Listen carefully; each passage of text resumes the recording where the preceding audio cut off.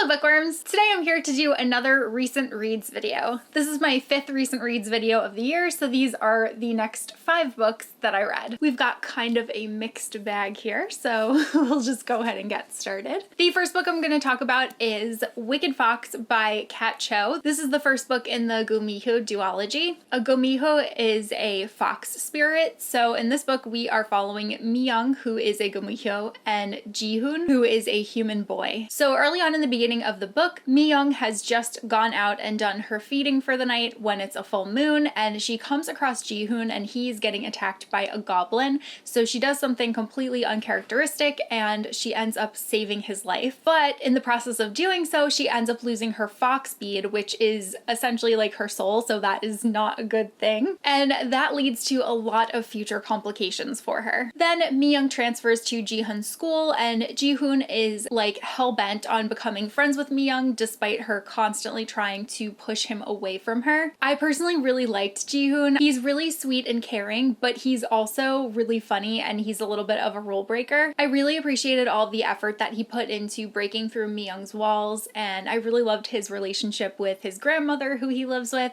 He has a really complicated family history, and then Mi-young also has a really complicated family life, especially with her mother and this shaman that she's not really supposed to be friendly with. And I found the intertwining of their two lives to be really interesting because even though they come from very different places, they do have a lot in common. I also really liked getting to learn more about Korean culture and also Korean mythology. I was not too familiar with the mythology before I started reading this. I'm much more familiar with like Japanese mythology, so this was actually pretty compelling for me. And there were also so many references to food in this book, so I constantly kept getting hungry while I was reading. I actually went to the launch event for this book and I got to hear Kat Cho speak about it. She was talking about how K-dramas were such a huge inspiration for her when writing this novel. And I've never actually watched a K-drama before, but I know some of the elements that go into them, so I can definitely confidently say that that is for sure the case. There are a lot of things in here that are a little bit ridiculous in Western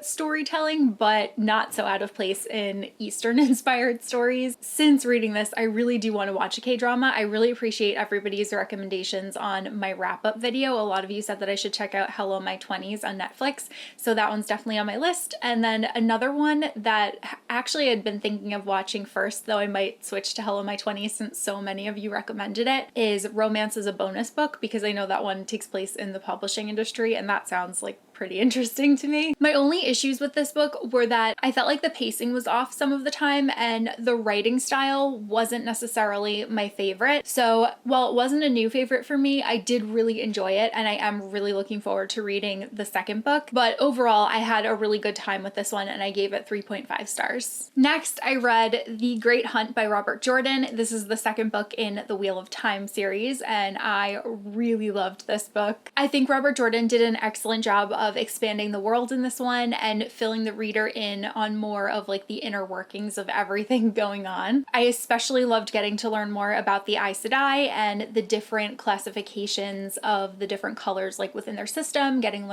to learn more about the different colors of the Aja or Aha, I'm not quite sure how to say it, and also of the Amerlin Seat. I also thought that the continuing adventure of the original crew from Eamon's Field was really compelling, and I really liked following these characters as they're all kind of coming to terms with their place in the wider world. Some of them accept their position with open arms, some of them are pretty hesitant about what their place in the pattern is, and other ones still have a lot left to learn. I also really enjoyed that this was a quest type novel. So in it, they're all searching for the Horn of Valeri, which we know is going to be a pivotal artifact that's going to play a role in the last battle. So I find it interesting that they were searching for it in the second book when we know that there are like 15 books in this series, well, 14 without the prequel. I also really liked getting to learn more about the AL Society or IL Society. Again, I'm not quite sure how to pronounce these words, but I particularly loved the conversation between Matt and Rand and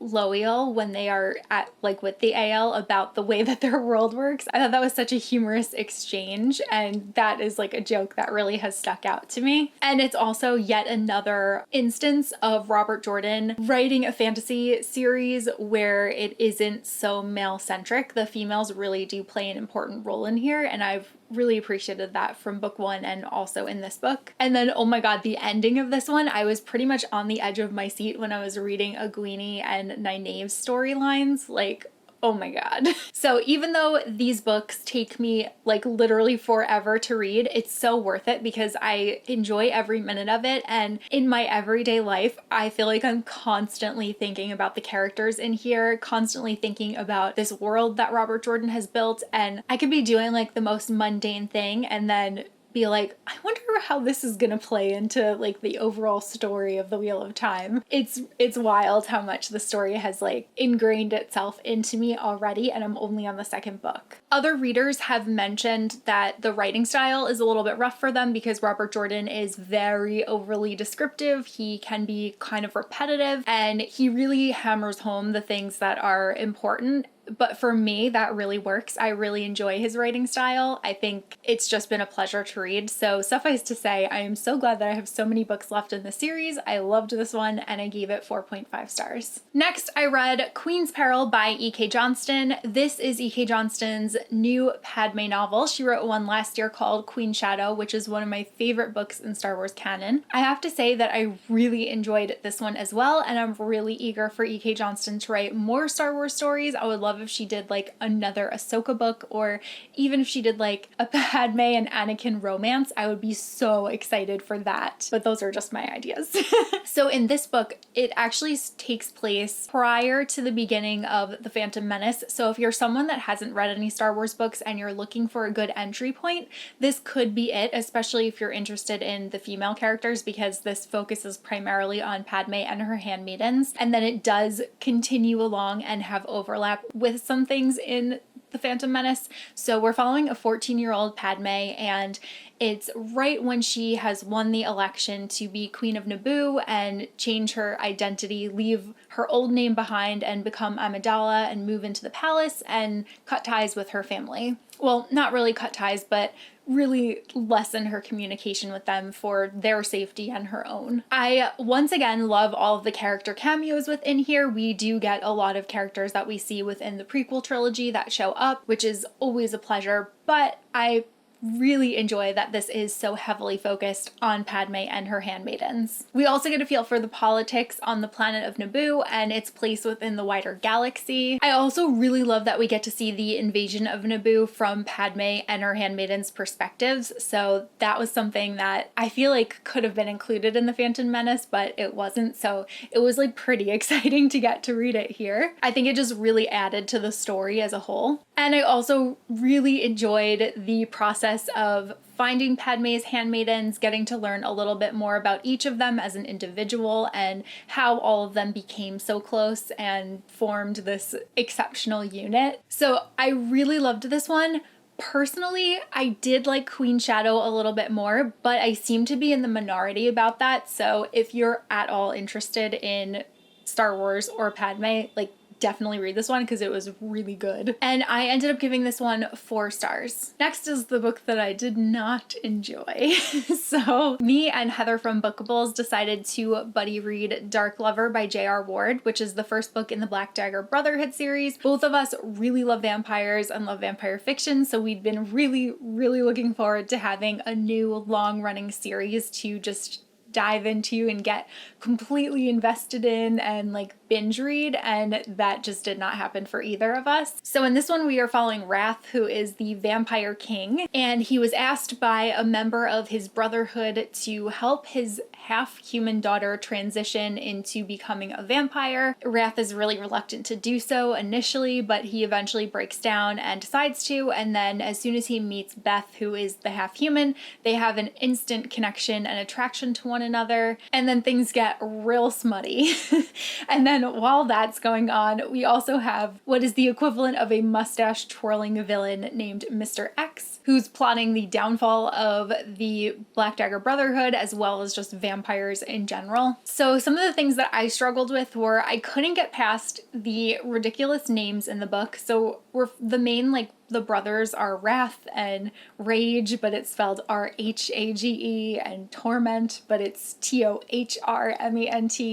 and Fury and Sadist, and it just the names were ridiculous. And Mr. X for a villain, I don't know. That was tough for me to get past because it was reading to me as if somebody had filled out like a Mad Libs form and was just coming up with ridiculous adjectives for anger. There's also a ton of alpha male behavior, which sometimes I think can be done well and sometimes works for me in different books, but this was not the case in this one. And I think I also struggled because there was little to no plot in here. Like there were some story points that it hit on, but it was severely lacking in the character growth or development or plot or depth or anything. It was just a lot of smutty scenes. I know that so many people love this series, and I personally am really disappointed because I wanted to love it so much, but unfortunately it just didn't do it for me. I kept telling Andrew I felt like I was reading a book that someone like wrote as a joke. That's what it felt like to me, which sounds super harsh, and I don't know,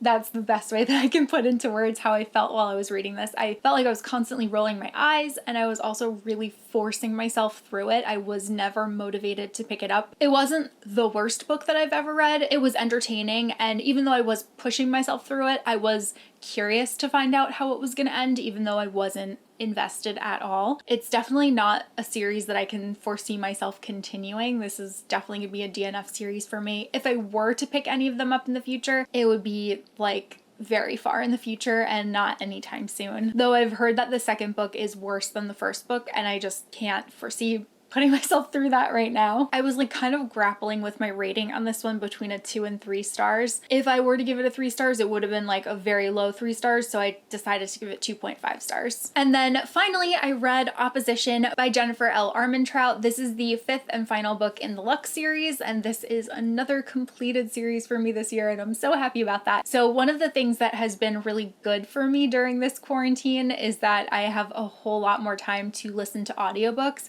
I'm not someone that is able to like listen to audiobooks or anything at work. Being able to like do chores and have like a motivation to do dishes or vacuum or something while I listen to my audiobook has been really exciting. So this book continues the story of Katie and Damon. I always say Demon because the narrator of the audiobook says Demon, and I listen to all 5 of these on audio. So even though I know Demon is incorrect, it's so hard for me to break that habit. So Katie is a human book blogger, and she gets involved with the boy next door, who is a member of an alien race called the Luxon. The story starts really small scale in book 1. It's very contained to the town that they're living in, and then things really open up as the series continues on until book 5, when we're in like a full countrywide alien invasion. So book 1 is still my favorite in the series, but I was really satisfied with this conclusion. I do feel like some of the middle books were kind of unnecessary. I just think that it could have been a little bit shorter overall, but I mean, obviously I enjoyed them because I read all 5 of them. I found that I much preferred the moments between the characters, like the different relationships that they had with each other and the progression of those like personal growths as opposed to the sci-fi elements in the story. I don't love when government gets involved in things in stories, so that kind of hindered some of my enjoyment in the later books. But overall, I had fun reading these. I'm glad that I finally got to this series, and while it's not something that I foresee myself rereading in the future, I am glad that I did read them. It's another series too where I feel like I would have enjoyed these a lot more if I had read them years ago, but I'm glad that I finally got to them, and I thought that they were really fun, and I gave this one 3.5 stars. So those were the next 5 books that I read. Let me know if you read any of the books that I mentioned or if you have opinions on them. I am very sorry if you are a fan of Black Dagger Brotherhood. I really wanted to love it. It just didn't work for me. I will have another recent reads video coming a lot sooner because I decided to put Wheel of Time on hold for a little bit and catch up on